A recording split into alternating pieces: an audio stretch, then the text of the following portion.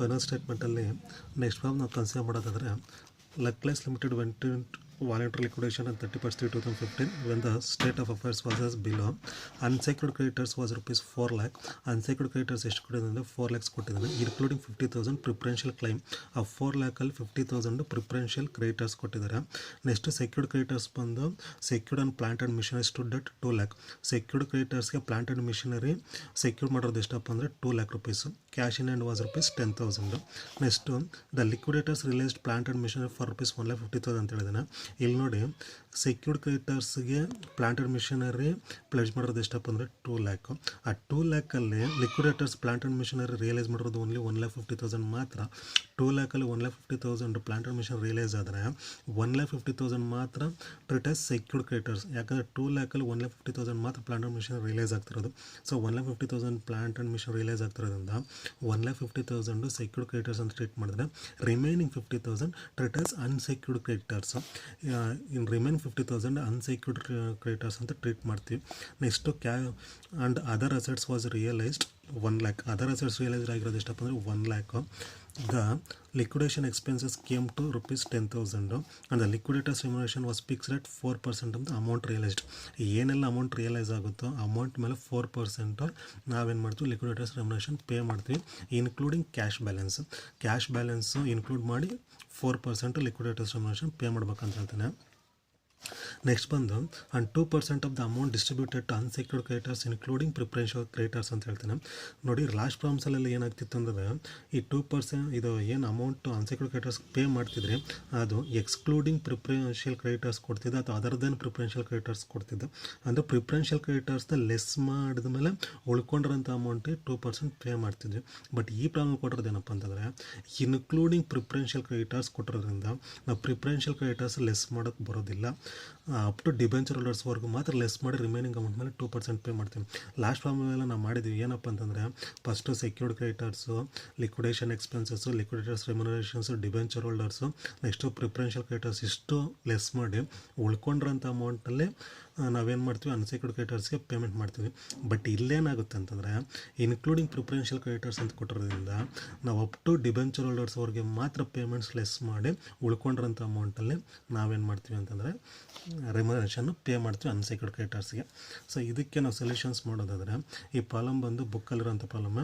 So third one book ಇದ್ದರೆ copy ಮಾಡ್ಕೊಳ್ಳಿ, ಇಲ್ಲಾಂದರೆ ಈ ಪ್ರಾಬ್ಲಮ್ನ ಸ್ಕ್ರೀನ್ಶಾಟ್ ತೊಗೊಂಡು ಕಾಪಿ ಮಾಡ್ಕೊಳ್ಳಿ.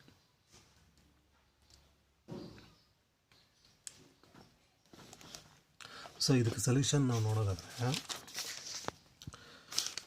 First receipt debit side receipts consider ಮಾಡ್ತೀವಿ, ಕ್ರೆಡಿಟ್ ಸೈಡು ಪೇಮೆಂಟ್ಸ್ ಕನ್ಸಿಡರ್ ಮಾಡ್ತೀವಿ. ಡೆಬಿಟ್ ಸೈಡ್ ರೆಸಿಪ್ಟ್ಸ್ನ ಕನ್ಸಿಡರ್ ಮಾಡೋದಾದರೆ ಫಸ್ಟ್ ಏನು ಮಾಡ್ತೀವಿ ಕ್ಯಾಶ್ ಇನ್ ಹ್ಯಾಂಡ್ ಕನ್ಸಿಡರ್ ಮಾಡ್ತೀವಿ. ಅವನು ಹೇಳಿದ್ದಾನೆ ಕ್ಯಾಶ್ ಇನ್ ಹ್ಯಾಂಡ್ ಎಷ್ಟಪ್ಪ ಅಂತಂದರೆ ಕ್ಯಾಶ್ ಇನ್ ಹ್ಯಾಂಡು 10,000 ಇದೆ. So cash in hand 10,000 consider ಮಾಡ್ತೀವಿ. ನೆಕ್ಸ್ಟ್ ಅಸೆಟ್ಸ್ ಏನೆಲ್ಲ ರಿಯಲೈಸ್ ಆಗಿದೆ ಅಂದರೆ ಪ್ಲಾಂಟ್ ಆ್ಯಂಡ್ ಮಿಷನರಿ 1,50,000ಗೆ ರಿಯಲೈಸ್ ಆಗಿದೆ. ಜೊತೆಗೆ other assets realised 1 lakh. Plant and mission 1,50,000, other assets 1 lakh. So cash in hand 10,000 consider ಮಾಡ್ತೀವಿ, plant and mission 1,50,000, other assets 1 lakh. ಇಷ್ಟು assets realise ಆಗಿರೋಂಥದ್ದು. ಪೇಮೆಂಟ್ಸ್ ನಾವು ಕನ್ಸಿಡರ್ ಮಾಡೋದಾದರೆ ಪೇಮೆಂಟ್ಸಲ್ಲಿ first priority goes to secured creditors. First priority ಯಾರಿಗೂ ಹೋಗುತ್ತೆ secured ಕ್ರೆಡಿಟರ್ಸ್ಗೆ ಹೋಗುತ್ತೆ. So ಇಲ್ಲಿ ನೋಡಿ ಸೆಕ್ಯೂರ್ಡ್ ಕ್ರೆಡಿಟರ್ಸು ಇಲ್ಲಿ ಸೆಕ್ಯೂರ್ಡ್ ಕ್ರೆಡಿಟರ್ಸ್ 2 lakh ಇದೆ. ಬಟ್ ಅದಕ್ಕೆ ಸೆಕ್ಯೂರಾಗಿ ಪ್ಲಾಂಟ್ ಆ್ಯಂಡ್ ಮಿಷನ್ ಏನು ಕೊಟ್ಟಿದ್ದಾನೋ ಆ ಪ್ಲಾಂಟ್ ಆ್ಯಂಡ್ ಮಿಷನ್ ರಿಯಲೈಸ್ ಆಗೋದು ಓನ್ಲಿ 1,50,000 ಮಾತ್ರ. ಸೊ ಹಾಗೆ ನಾವು ಸೆಕ್ಯೂರ್ಡ್ ಕ್ರೆಡಿಟರ್ಸ್ ಕನ್ಸಿಡರ್ ಮಾಡಬೇಕಾದ್ರೆ 1,50,000 ಮಾತ್ರ, 2 lakh ಅಲ್ಲ. ಯಾಕಂದರೆ ಪ್ಲಾಂಟ್ ಆ್ಯಂಡ್ ಮಿಷನ್ ರಿಯಲೈಸ್ ಆಗೋದು 1,50,000 ಮಾತ್ರ. ಸೊ ಹಾಗಾಗಿ secured creditors amount 1,50,000. Liquidation expenses 10,000 ಇದೆ. ಸೊ 10,000 ಲಿಕ್ವಿಡೇಷನ್ ಎಕ್ಸ್ಪೆನ್ಸ್ ಹಾಕೋತೀವಿ. ಲಿಕ್ವಿಡೇಟರ್ಸ್ ರೆಮ್ಯುನರೇಷನ್ಸು ಮಾಡೋದಾದರೆ 4% of the amount realised including cash balance ಅಂತ ಹೇಳಿದ್ದಾನೆ. So 4% of the amount realised including cash balance ಅಂತಂದರೆ ರೆಸಿಪ್ಟ್ ಸೈಡ್ ನಮಗೆ ಏನೆಲ್ಲ ಅಮೌಂಟ್ ರಿಯಲೈಸ್ ಆಗಿದೆ 10,000, 1,50,000, 1 lakh, ಟೋಟಲ್ 2,60,000 ಏನು ರಿಯಲೈಸ್ ಆಗಿದೆಯೋ ಈ 2,60,000 ಮೇಲೆ 4% ಪೇ ಮಾಡಬೇಕು ಅಂತ ಹೇಳ್ತಾನೆ. ಸೊ 4% ಆಫ್ ಅಮೌಂಟ್ ರಿಯಲೈಸ್ಡ್ 2,60,000 ಮೇಲೆ 4% ಅಂದರೆ 10,400 ಲಿಕ್ವಿಡೇಟರ್ಸ್ ರೆಮ್ಯುನರೇಷನ್ ಕೊಡ್ತೀವಿ. ನೆಕ್ಸ್ಟ್ ಬಂದು 2% of the amount distributed to unsecured creditors including preferential creditors. ಇದನ್ನು ನಾವು ಅನ್ಸೆಕ್ಯೂರ್ಡ್ ಕ್ರೆಡಿಟರ್ಸ್ಗೆ ಪೇಮೆಂಟ್ ಮಾಡಬೇಕು ಅಂತಂದರೆ ಇದನ್ನು ನಾವು ವರ್ಕಿಂಗ್ ನೋಟಲ್ಲಿ ಕ್ಯಾಲ್ಕುಲೇಟ್ ಮಾಡ್ಕೋಬೇಕಾಗುತ್ತೆ. ಟೋಟಲ್ ರಿಸಿಪ್ಟ್ಸಲ್ಲಿ ಅಪ್ ಟು ಡಿಬೆಂಚರ್ ಹೋಲ್ಡರ್ಸ್, ಇಲ್ಲಿ ಡಿಬೆಂಚರ್ ಹೋಲ್ಡರ್ಸ್ ಬರುತ್ತೆ. ಪ್ರಿವಿಯಸ್ ಪ್ರಾಬ್ಲಮ್ಸಲ್ಲಿ ಏನಾಗಿತ್ತು ಅಂದರೆ ಅಪ್ ಟು ಪ್ರಿಫರೆನ್ಷಿಯಲ್ ಕ್ರೆಡಿಟರ್ಸ್ವರೆಗೂ ಲೆಸ್ ಮಾಡ್ತೀವಿ, ಬಟ್ ಇಲ್ಲಿ ಡಿಬೆಂಚರ್ ಹೋಲ್ಡರ್ಸ್ ಲೆಸ್ ಮಾಡ್ಕೋಬೇಕಾಗುತ್ತೆ. ಯಾಕಂದರೆ ಇನ್ಕ್ಲೂಡಿಂಗ್ ಪ್ರಿಫರೆನ್ಷಿಯಲ್ ಕ್ರೆಡಿಟರ್ಸ್ ಇರೋದ್ರಿಂದ ಅದನ್ನು ಕ್ಯಾಲ್ಕುಲೇಟ್ ಮಾಡೋದಾದರೆ ಟೋಟಲ್ ರಿಸಿಪ್ಟ್ ಎಷ್ಟಿದೆ, 2,60,000 ಇದೆ.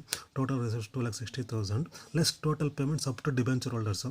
ಪ್ರಿವಿಯಸ್ ಪ್ರಾಬ್ಲಮ್ನೆಲ್ಲ ಅಪ್ ಟು ಪ್ರಿಫರೆನ್ಷಿಯಲ್ ಕ್ರೆಡಿಟರ್ಸ್ವರೆಗೂ ಕನ್ಸಿಡರ್ ಮಾಡಿದ್ವಿ. ಯಾಕಂದರೆ ಎಕ್ಸ್ಕ್ಲೂಡಿಂಗ್ ಪ್ರಿಫರೆನ್ಷಿಯಲ್ ಕ್ರೆಡಿಟರ್ಸ್ ಇದ್ದಿದ್ರೆ ನಾವು ಪ್ರಿಫರೆನ್ಷಿಯಲ್ ಕ್ರೆಡಿಟರ್ಸ್ನ ಲೆಸ್ ಮಾಡ್ತಿದ್ವಿ. ಬಟ್ ಇಲ್ಲೇನು ಮಾಡಿದ್ರೆ ಇನ್ಕ್ಲೂಡಿಂಗ್ ಪ್ರಿಫರೆನ್ಷಿಯಲ್ ಕ್ರೆಡಿಟರ್ಸ್ ಕೊಟ್ಟಿರೋದ್ರಿಂದ ಡಿಬೆಂಚರ್ ಹೋಲ್ಡರ್ಸ್ವರೆಗೂ ಮಾತ್ರ ನಾವು ಲೆಸ್ ಮಾಡಬೇಕಾಗುತ್ತೆ. ಡಿಬೆಂಚರ್ ಹೋಲ್ಡರ್ಸ್ವರೆಗೂ ಅಂದರೆ ಫಸ್ಟು ಸೆಕ್ಯೂರ್ಡ್ ಕ್ರೆಡಿಟರ್ಸ್ ಕನ್ಸಿಡರ್ ಮಾಡ್ತೀವಿ, ನೆಕ್ಸ್ಟು ಲಿಕ್ವಿಡೇಷನ್ ಎಕ್ಸ್ಪೆನ್ಸಸ್ ಲೆಸ್ ಮಾಡ್ಕೋತೀವಿ, next ಪ್ರಿಯಾರಿಟಿಗೋಸ್ಟು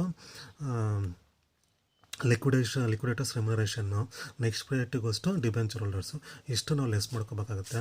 so first secured creditors ಕೊಟ್ಟಿದ್ದಾನೆ 1,50,000. ಇಲ್ಲಿ ನೋಡಿ ಫಸ್ಟ್ ಪ್ರಯಾರಿಟಿ ಯಾರಿಗೆ, secured creditors, liquidation expenses, liquidators ರೆಮ್ಯುನರೇಷನ್ನು.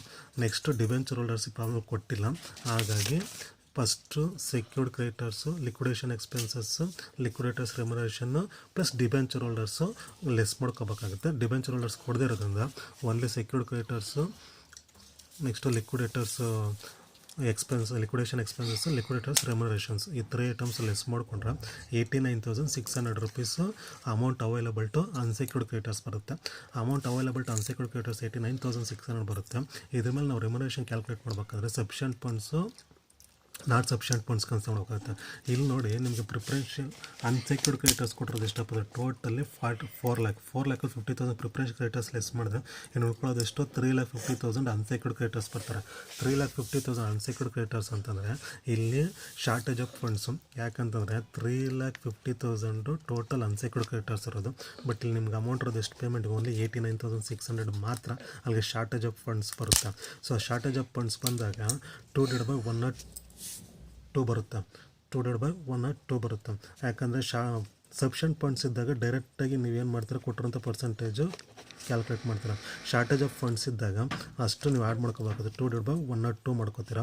89,600 ಮೇಲೆ 2/102 ಮಾಡಿದ್ರೆ 1,757 ಕ್ಯಾಲ್ಕುಲೇಟ್ ಮಾಡಬೇಕಾಗುತ್ತೆ. ಸೊ 89,600 ಮೇಲೆ 2/102 ಮಾಡಿದ್ರೆ 1,557 ರುಪೀಸ್ ಬರುತ್ತೆ. ಅನ್ಸೆಕ್ಯೂರ್ಡ್ ಕ್ರೆಡಿಟರ್ಸ್ಗೆ ಪೇಮೆಂಟ್ ಬಂದು 89,600 ಮೇಲೆ 2/102 ಮಾಡಿದ್ರೆ 1,757 ರುಪೀಸ್ ಪೇ ಮಾಡ್ತೀವಿ.